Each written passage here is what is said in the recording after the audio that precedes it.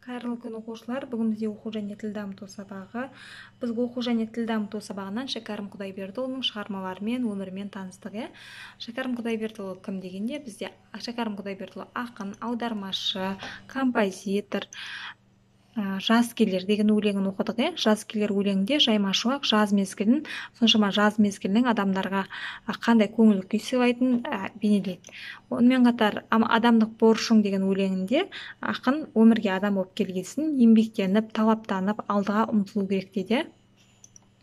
Ал ақылшыл торғай өлеңінде ол тағы да адамдарға торғайға ақыл айтқызады, адамдарға өкінішпен, қайғымен өмір сүрудің қажеті жоқ, ол өздеріңе ауыр болып тиеді дейді. Және ақын 1858-1931 жылы аралығында өмір сүреді. Ал бостандық таң атты өлеңінде қазақ халқын еңбекке, білімге, өнерге ұмтылдырады. Басқа дамыған мемлекеттер сияқты осындай әрдайым жоғарыда алда болуды насихаттайды. Өтірік өсектен, жеріншек жалқаулықтан аулақ болыңдар дейді. Өнерге, еңбекке талпыныңдар деп үндеу жасаған екен өлеңдер арқылы. Енді бүгін қазанның 26-сы дүйсенбі бір кесе меруерт деген қазір әңгімесімен таныс боламыз. Бұл қазір жаңа сөздер кездеседі. Кейіс деген қапалану, амалсыздық деген мағынаны білдіреді. Қарауытып, көздің дұрыс көрмеуі, кейіген шарасыздық, ділдаларға ақшаның түрі атауы деген мағынаны білдіреді екен. Қазір мен өлең мәтінді оқып беремін. Одан кейін мақалды жалғастыр деген ойынды ойнаймыз. Өздерің азықсыз аш адамға, қазір мәтіннен бізге мақал мәтелдер шығады. Соны толықтырып жазамыз дәптерімізге, сосын кері байланыс жібереміз. Енді мен мектепте кітапта 40-41 бетте бір кесе меруерт деген әңгіме. Дүниені көп көрген қария адамнан біреу, қандай қатты кейіс басыңыздан өтті. Кейіс деген жаңа қапалану, амалсыздық деді. Қандай қатты қуаныш көрдіңіз деп сұраған екен. Не дейді? Дүниені көп көрген қария адамнан біреу, ұзақ өмір сүрген қария үлкен атадан біреу, қандай қатты қиыншылық көрдіңіз және қандай кезде қатты қуандыңыз деп сұраған екен. Қария ойланып, үнсіз қалды. Қарияның әңгімесі: Африканың зор шөлі, мен бір үлкен керуенмен еріп келе жатыр едім, ауырып жүре алмадым. Судан керуенге ілесе алмай, бір судың басында қалдым. Аздан соң жазылдым, қайтадан жолға шықтым. Біраз уақыт өтті. Керуенге жету қиындады. Әлім кетіп бір жерге отыра кеттім. Азығым да таусылды. Әбден шаршадым. Қарным да ашты. Неке қиындығын айтып жатыр. Африканың зор шөлі бір үлкен керуенмен, үлкен адам, керуен дейді, көп көшіп келе жатқан адамдармен еріп келе жатыр едім, бір кезде ауырып жүре алмай қалдым дейді. Содан керуенге ілесе алмай бір судың басында қалып қойдым дейді. Аздан соң су ішіп келсін жазылып, қайтадан жолға шықтым. Бірақ біраз уақыт өтті. Керуенге жету де қиындады. Керуен алдыға қарай озып кеткен екен. Әлім кетіп, бір жерге отыра кеттім. Азығымда дейді, тамағымда таусылды. Әбден шаршадым. Қарным да ашты дейді. Бір мезетте ұйқылау аштықтан көзім қарауытып отырып, көзім бір затқа түсті. Көзім қарауытып деген көздің дұрыс көрмеу деді. Көзім бір затқа түсті дейді. Анықтап қарадым. Алдымда бір кесе қуырылған бидай тұр екен. Өмірімде одан қатты қуанғаным жоқ. Жейін деп аузыма салдым. Міне ғажап, бәрі меруерт екен. Меруерт деген бізде қымбат тас.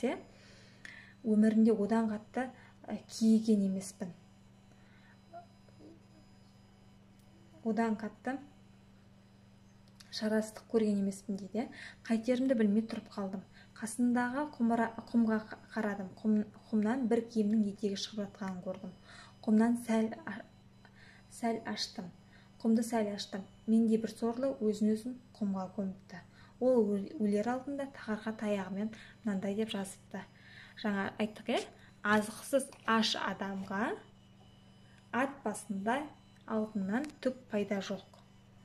Мені жерлеген адамға осы меруертім де, ділдаларым да адал болсын дейді. Ділда деген ақшасы, меруерт деген бағалы тасы.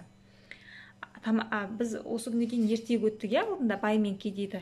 Үйін су алып кеткен кезінде кедей үйінен бір уыс нан алып шыққанда, ал бай болса алтынын алып шыққан. алтыны ешқандай өлімнен құтқара алмады, бай өліп қалды. Сол сияқты бір бай солай өліп қалған екен, және осындай өсиет жазып кеткен: азықсыз аш адамға ат басындай алтыннан түк пайда жоқ деп. Мені кім жерлейді, соған мен алтынымды да, ділда деген ақшамды да қалдырамын дейді. Бір шақырымда су барын сездім, шыдауға бел будым, сосын жаным кірді, етегімді беліме түрдім, бар күш-қуатымды жинап алдым. Ақырын жүріп бұлақ басына жеттім. Келсем, мені тастап кеткен керуен осы бұлақта тынығып жатыр екен. Керуенге келіп тамақтанып, керуен деген бір топ адам, олар тауып алады, су іздеп жүріп тауып алады. Олар тамақтанып жатыр екен, солармен бірге тамақтандым. Сәл есімді жидым. Әлгі ділдаларға көлік жұмысшы жалдадым. Әлгі адамның денесін арулап жерледік, тасын қойдық. Жаңағы айтып кеткен адамның алтыны мен ақшасын тастап кеткен адамды арулап жерледік деген, кәдімгі мұсылманша жерледік деген сөз. Қойылған тасқа азықсыз аш адамға ат басындай алтыннан түк пайда жоқ деп жаздырдым. 100 ділдасын қызмет қылған адамдарға бердім. Көліктердің ақысына бердім. Бір кесек меруертті керуендегілерге үлестірдік депті. Ол кісі барлық тауып алған олжасын, ақшасы мен бағалы тасын өзі алып қалған жоқ. Сол жерлеп көмектескен адамдарға ділдасынан, ақшасынан берген, және сол бір топ адамдарға өзінің меруерт тасын үлестіріп берген екен. Автордың айтып отқаны өте дұрыс. Барлық байлықты өзінің несіне жымқырып алған жоқ, өзіне ол таратып берген екен. Енді мына жерде мақалды азықсыз аш адамға жалғастырамыз. Ат басындай алтыннан түк пайда жоқ. Ас атасы арпа бидай ас екен, алтын күміс. Жалғастырамыз. Еңбектің наны, жалқаудың жаны. Мақалды жалғастырамыз. Кері байланыс күтемін, оқушылар. Сау болыңыздар.